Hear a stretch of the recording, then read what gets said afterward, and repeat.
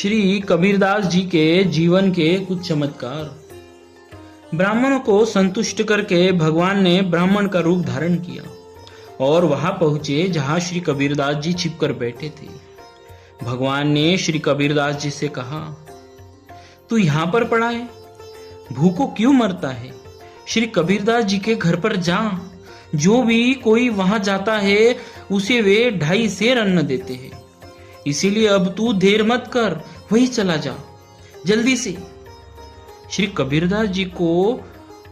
कबीरदास जी घर को आए और सब समाचार देख सुनकर प्रेमानंद में पूर्ण रूप में मग्न हो गए। भगवान के द्वारा किए गए नए नए कौतुकों से तथा वैभव की रुद्धि से परम अकिंचन भक्त श्री कबीरदास जी का धैर्य कैसे रहे। बढ़ती हुई प्रतिष्ठा को घटाने के लिए श्री कबीरदास ने भी नए नए कौतुकों की रचना प्रारंभ कर दी। एक दिन आपने एक वैश्या को अपने साथ में ले लिया। उस समय ऐसा मालूम होता था कि भजन भाव को छोड़कर ये उसी के रंग में रंग गए हैं, परंतु सच्ची बात तो यह थी कि मुझे कुमार की समझकर लोग मेरे पास न आए, मेरे भजन में बाधा न हो। श्री कबीरदास जी को एक वैश्या के साथ देखकर संत जन डर गए कि श्री कबीरदास जी यदि माया से मोहित हो सकते हैं तो हम सरी के साधारण लोग कैसे बचेंगे। और दुष्टों के मन में बड़ा भारी सुख हुआ। वे कहने लगे, हम तो कहते ही थे कि यह ढोंगी है। हमारी बात सच निकली।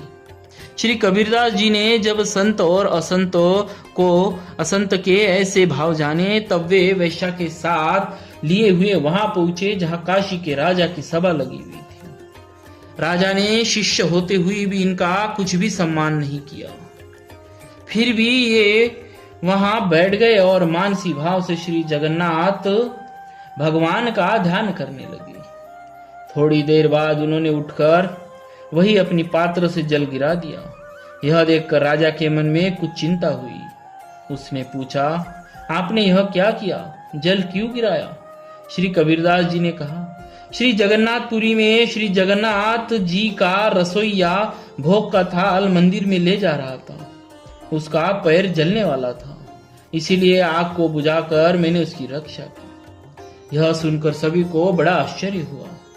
राजा ने इसकी जांच के लिए आदमी भेजे। उन्होंने लौटकर समाचार दिया कि श्री कबीरदास जी की बात सत्य है, बिल्कुल सत्य है। राजा ने मन में अपना अपराध मानकर रानी से कहा, श्री कबीरदास जी की वह बात तो सत्य निकली।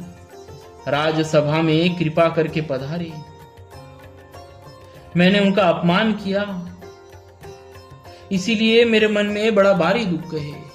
इस अपराध से बचने के लिए मैं कौन सा उपाय करूं? रानी ने कहा, उन्हीं की शरण में जाने से काम बनेगा। तब राजा ने घास का एक बड़ा भारी बोझ सिर पर रख लिया और गले में कुल्हाड़ी बांध ली। इस प्रकार भाव में भीगा हुआ राजा रानी को साथ में लेकर श्री कबीरदास जी की शरण में चला। राजा रानी ने लोक लज्जा का सर्वथा परित्याग कर दिया था। दोनों बाजार से होकर निकले। हमने बड़ा अनुचित कार्य किया, ऐसा सोच सोचकर उनके शरीर क्षण प्रतिक्षण क्षीण हो रहे थे।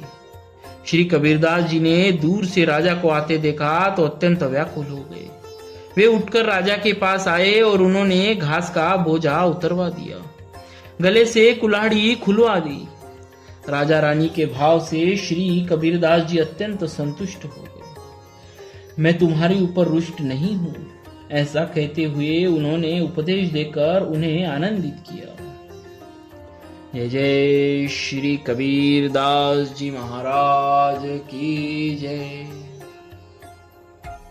श्री रामानंदाचार्य भगवान की जय।